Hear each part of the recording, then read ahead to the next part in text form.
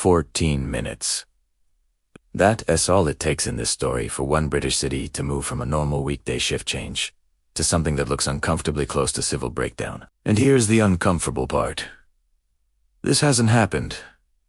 Not yet, but everything in it is stitched together from real tensions, real policies, and real fractures in the way this country talks to itself. So imagine this as a near-future Britain. Keir Starmer is in number 10. Immigration reform is at the top of the agenda, and Sheffield, once the workshop of the world, is about to become the test case for what happens when a policy debate jumps the Westminster bubble and explodes on the factory floor. It starts at 4:46 in the afternoon, the sort of time when the city's industrial quarter is usually defined by routine shift whistles, clattering machinery, the rumble of lorries, overworn tarmac. But what spreads first isn't smoke or flames or sirens. It's a screenshot, a grainy image of an internal Home Office memo, stamped directive expansion authorized, forwarded into WhatsApp groups of welders, scaffolders, machine operators, and cleaners who've known each other for years. Within minutes, a simple claim hardens into collective belief. The government is preparing to route a new wave of migrant placements straight into Sheffield's struggling industrial estates, not broadly into the UK, not somewhere in the Midlands, into their streets, their plants, their jobs, and crucially, it seems to be happening without them being told. That is the first real fracture, not in brick or steel, but in trust. By the time the rumor reaches Kelham Island, the reaction has already moved beyond policy. This isn't people angrily quoting Hansard or arguing about GDP. It's older than that. Something instinctive that sits in the gut of a city that has been repeatedly told to adapt while watching secure work erode. Workers pour out of workshops still in their overalls, gloves half removed, boots coated in dust from the day's shift. Someone insists they've seen unmarked lorries backed up behind the derelict mills. Another swears the council has signed off to disused warehouses for migrant housing. No one in that crowd has read the full memo. Very few could tell you where it came from or whether it's genuine. But in a political climate where promises are routinely broken and explanations arrive late, fact-checking simply cannot compete with the immediacy of fear. The crowd grows because the story feels plausible. That's enough. By 4:52, the streets around the island are already heaving. Well over 2,000 people will eventually pack into the old industrial grid along the river. Some come out with banners about pay and conditions. Others come out because they've heard that London is about to experiment on them again. They may not be able to quote the legislation, but they know what priority allocation zone sounds like. Cheaper labor, fewer rights, more pressure on already battered services. In that mix, it takes only one spark for everything to change. At 4:53, a single punch is thrown in the middle of the throng. Ask 10 people later, and you'll get 10 different stories about who started it and why. A counter-protester, a plant, just two furious strangers colliding at the wrong moment. It barely matters, because what follows isn't really about that fist. The crowd doesn't respond like a group of individuals. It reacts like a single body suddenly jolted into motion. Barriers, ruck. People shove forward, not always sure what they're pushing against, only that they won't be left at the back. A flare, meant to light up the sky in protest, arcs too low and lands beside a line of gas canisters stacked carelessly behind one of the warehouses. The blast that follows turns the argument into something far more dangerous. The shockwave punches down the cobbled streets, shattering windows, knocking people off their feet, throwing sparks over rooftops. For a heartbeat, the city freezes. Then, perversely, the explosion feels too many like proof. If something this big is happening, they tell themselves, then the rumors must have been right all along. And that's where the real escalation begins. Within half an hour, flames are climbing out of warehouse roofs that have been rusting quietly for decades. 21 industrial buildings will eventually be swallowed by fire in this scenario. Some are storage depots, some half-converted startup spaces, some empty shells that have sat idle since the last round of closures. But in the heat of the moment, nuance disappears. If a building looks like it could hold beds, it's assumed to be migrant accommodation. If it has high fences and security lights, people call it a processing center. The logic becomes brutally simple. If in doubt, assume the worst. In the crush, A van from a perfectly ordinary logistics firm is targeted because someone insists it belongs to a labor contractor hired under the new directive. Its windows go in under a rain of metal bars torn from nearby scaffolding. Elsewhere, small groups peel away from the main march to force open roller shutters, convinced they'll find rows of bunks and hidden dormitories. Most of the time they find nothing more sinister than idle machinery. But emptiness, in this climate, doesn't reassure anyone. It feels like more evidence that something is being hidden out of sight. Above the chaos, another kind of tremor begins to register, not emotional, but physical. Seismologists, looking back, will later estimate that the combined movement of more than 2,600 people surging across the narrow bridges and industrial roads around Kelham produced vibrations equivalent to a minor earthquake. Steel beams hum under the rhythm of boots. A crane, left idle near the river, shudders on its foundations, shedding bolts that rattle onto the pavement below. Sheffield, the city that once learned how to control molten metal, is now struggling to contain the heat of its own anger. To understand why this fictional night feels plausible, you have to step back from the fires and look at the politics that frame them. In this imagined future, a Labour government under Keir Starmer has finally pushed through an overhaul of the immigration and labor system. On paper, it's sold as a pragmatic answer to workforce shortages, especially in health, logistics, and what remains of heavy industry. Fast-tracked placements, targeted, regional allocations, pilot schemes, pairing migrant workers with a revitalization. Sonas, places like the old steel belts of Yorkshire and the Midlands. To some business owners, this looks like salvation, a way to keep plants running in a labor market where vacancies have outstripped applications for years. Too many workers.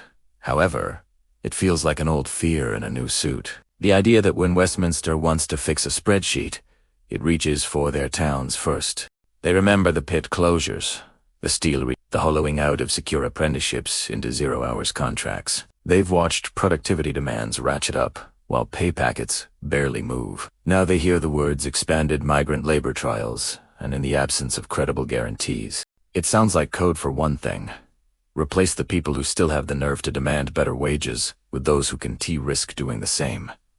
That anxiety does not arise in a vacuum. It's stoked online and in pubs, pushed by media outlets who know that migration stories drive clicks, views, and votes. On one side, you have papers framing almost any increase in arrivals as a threat to culture and security. On the other, you have commentary that treats anyone questioning the pace or management of immigration as if they must be motivated by prejudice. In between sits a vast number of ordinary people who may be perfectly comfortable with a diverse Brit, but deeply uneasy about how quickly their communities are asked to absorb change with very little support. Sheffield is one of many post-industrial places where that tension is amplified by geography. Walk 10 minutes from a gleaming new block of flats marketed to young professionals, and you hit terraces where, for households share one GP appointment slot a month, and the council can barely afford to fill potholes. When a Home Office memo, Real or Forecad, appears to say that thousands of new arrivals will be funneled into those same overstretched streets, anger doesn't have to be manufactured. It's already sitting there, waiting to be pointed at something. This is where the information ecosystem becomes as important as any political speech. That leaked document may be genuine, may be altered, may be entirely fabricated, is screenshotted, cropped, captioned, and bounced between Telegram channels, WhatsApp groups, and Facebook pages faster than any official can possibly respond. By the time a junior minister's staffer has drafted a clarifying tweet, the narrative has sprinted ahead. Sheffield is being used as a dumping ground. The unions have been sidelined. Local councils were kept in the dark. Whether those claims are accurate doesn't matter as much as the fact people believe them to be plausible. And when belief hardens, crowds form. Police, conscious of what's happened in other cities, try to get ahead of the march. Steel barriers go up along Derrick Dooley Way, a road etched into the city's industrial memory. These are the same barricades rolled out for football derbies when everyone knows trouble is likely. Their presence is meant to reassure residents that there's a plan. Instead, it convinces many marching that something must be being hidden behind them. When officers brace behind shields and helmets, some in the crowd don't see neighbors in uniform. They see the physical expression of a government that has once again chosen control over conversation. In our scenario, the first line holds for a short time, then another explosion, a gas cylinder inside a factory ignited by stray embers. Booms across the district, and that sound tears through what little restraint remains. Hundreds shove forward, using whatever comes to hand as makeshift battering rams.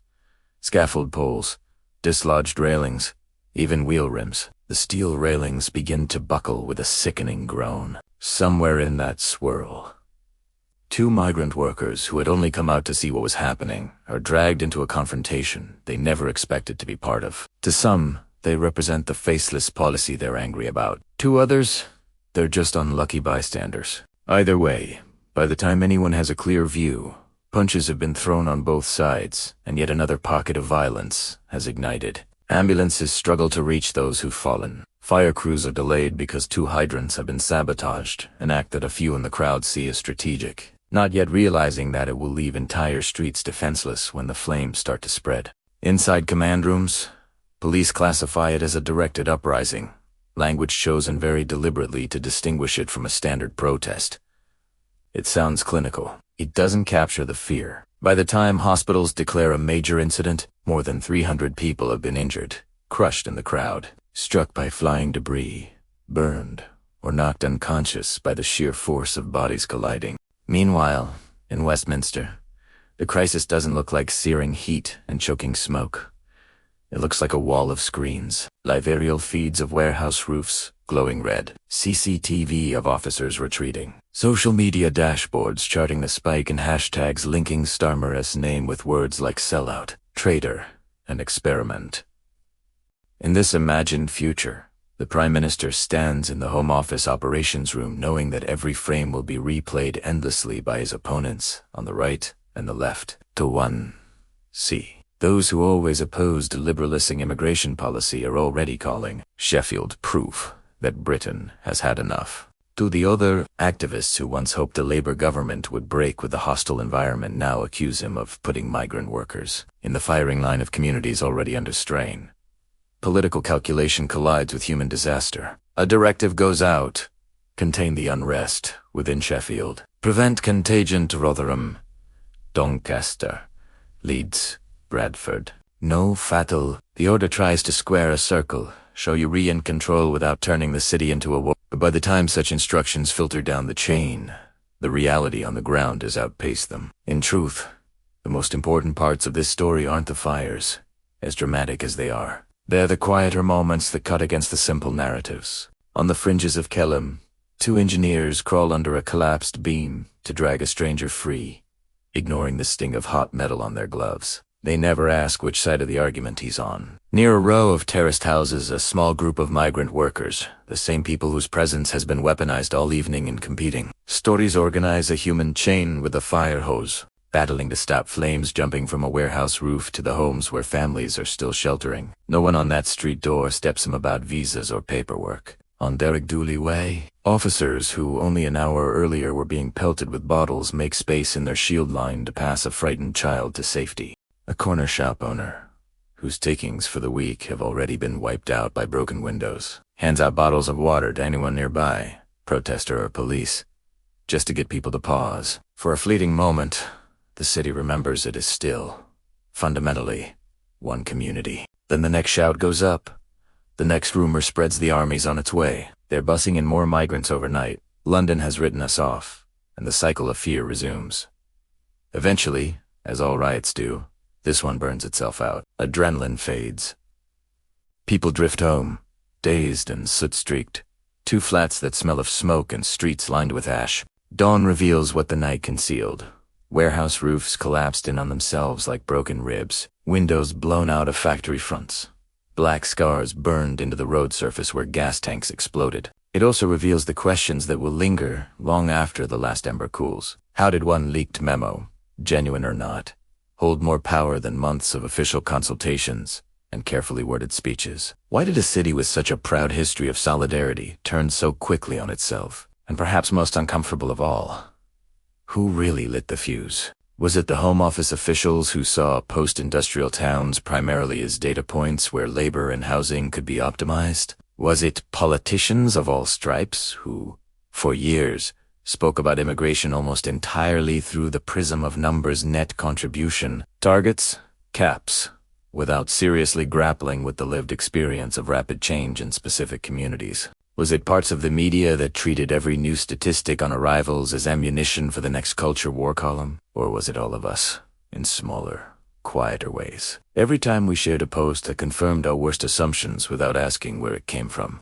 This fictional Sheffield uprising is not a prediction. It is a warning made from pieces of Britain that already exist. Rising anger over stagnant wages, a migration system everyone agrees is broken, but no one agrees how to fix information channels that can mobilize thousands before a single official statement has been drafted. The question now is whether we treat stories like this as nothing more than dark entertainment, or as prompts to ask harder questions before real streets start to look like Kelham Island on that imagined tonight. What kind of transparency do we demand from any government, Labour, Conservative, or coalition, before it redraws the map of who lives and works where? How do unions, councils, employers, and migrant communities sit around the same table, instead of being played off against each other? And in a country where trust in institutions has been eroding for more than a decade, what does it actually take to make people believe that decisions are being made with them, not to them? Because if we don't start answering those questions in town halls and workplaces, they will eventually be answered in the only other arena people feel they still control: the street. And as the story shows, once anger spills onto cobblestones, it doesn't stay tidy. It doesn't stay, and it very rarely stays under control. So, what do you think? If Britain carries on down its current path, the same levels of distrust, the same information chaos, the same habit of turning complex problems into simple culture war slogans, could a night like this actually happen? And if it did, whose responsibility would it be to stop Sheffield, or Sunderland, or Stoke from paying the price? Let me know your thoughts in the comments. And if you want more deep dives into where our politics could be heading next, hit subscribe so you don't miss the next chapter.